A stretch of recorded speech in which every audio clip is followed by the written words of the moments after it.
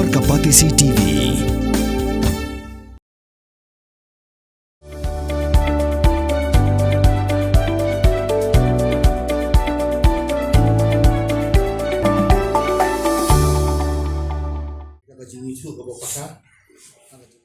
Meghalaya State Kickboxing Association Hakashi tarik urisa orjapsan kalaupun ku purom ki prangot ki kena samla ki belawan ra ya kan nam ke purom ya ke jela ha Lumpung Yelekai National Kickboxing Championship arjapsan kawala long ha Gymnasium Hall Himachal Pradesh balapan ya ka Amateur Kickboxing Association Himachal Pradesh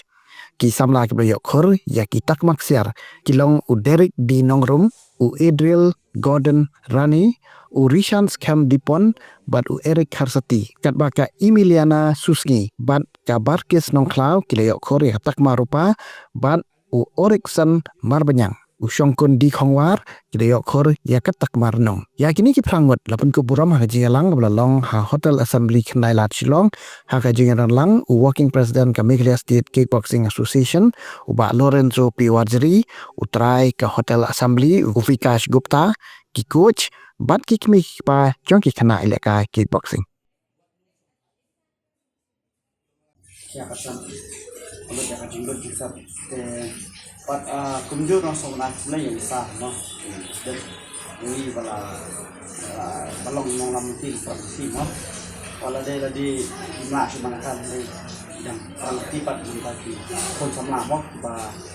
wa menjam sekarang next time saya berpinang mat dapat saya pinang bang dari mengapon di kucing lah dari kawasan platform menakan belum ikut dan next time mulai burung ya tren kalang badi sangat hasil nasional mulai wakila alam kemet ke kaman kekeriang ban kita yang nampak nak semula mo ni harusnya duna coach mo sama ya buat kunjuru ya isar bikas iba atau mana ada macam long saya kai nong support mo ba saya jadi anu bisa sama association the first day we go for tournament yeah so he came in on the radio for giving a speech tuksnya kemau aduh tat menyuana harana bisa amir ini so thank you so much for your time for your blessing Sebenarnya mentari baru kali kian pak jinjok saya no si tang buat try di banyak kompaktis isu long kan di bandar ka challenge fi mau ketika challenge number 1 di mentang layo bronze kayo silver kayo gold I want to go up ngadi menteri sistem bersang menek bala beliau permohonan Hindi tanya tadi email pa ayin asam ki nongelam borofat pakai skip jadi awalnya nggak suka tepat salary nggak ada long seorang mungkin kena long ini kena gitu indah nih asal lama kita nggak ingat sih ini kena jongi Kimdan tiap dari kian long pisah ni paramaki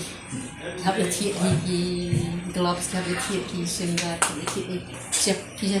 kian long paramaki kita ngasusun kenya ki ngakwa banyarap tanggal long to kadang to kwa lesing ala banyarap dia kan so nasi ongi kini to kidan kampung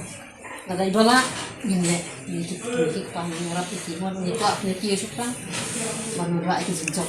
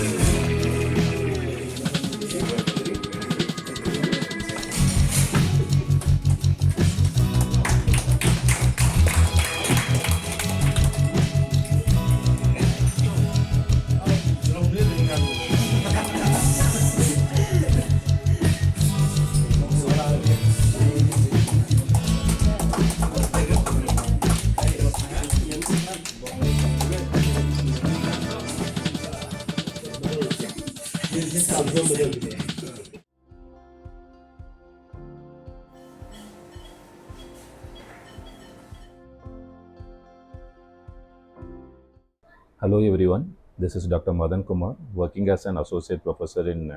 Christian Medical College, Vellore, in Pediatric Respirology Department. My main treatment would be with pediatric lung disorders such as asthma, recurrent chest infection, and then recurrent cough. So, the importance of this is if you diagnose it first and if you treat it properly, long term,